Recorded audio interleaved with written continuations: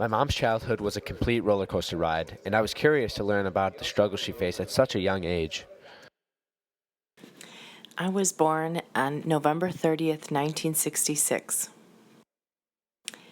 It was a little rough. I was born with a stroke, and I had to kind of go to physical therapy for a couple years to be able to accommodate to the need to have more exercise on my part of my left side. Anxious of learning more about my mother's childhood, I asked her if she encountered any other problems when she was young. Well, when I was 13, my mother had passed away from a brain aneurysm and left 5 kids plus a husband, her second husband.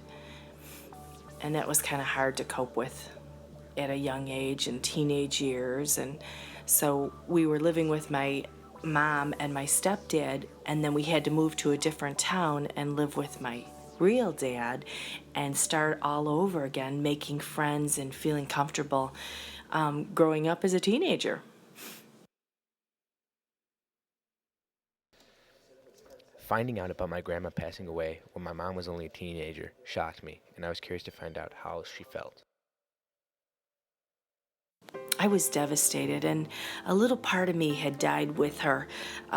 We weren't able to see her when she had died, and we received a phone call on a Friday morning, December 22nd, at 6:30 in the morning, to say that she had passed away and that she had been on life support for a week. She fell in the bathroom getting ready for church, and then a week later, she had died. And it was horrible. It was so hard to deal with Christmas at such a young age with the situations that arised.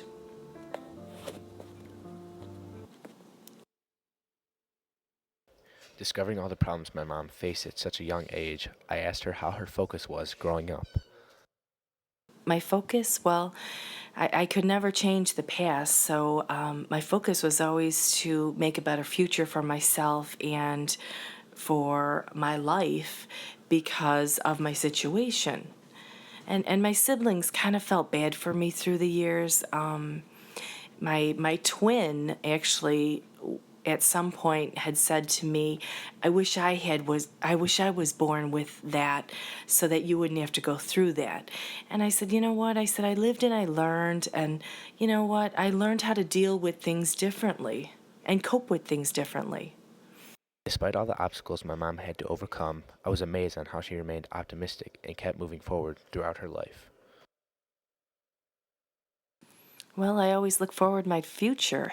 I tried to stay as positive as I could. There are days where you get kind of sad and you feel bad, but sometimes I get over that and I'm like, well, life goes on, and, I can do the best I can and make a better life for myself.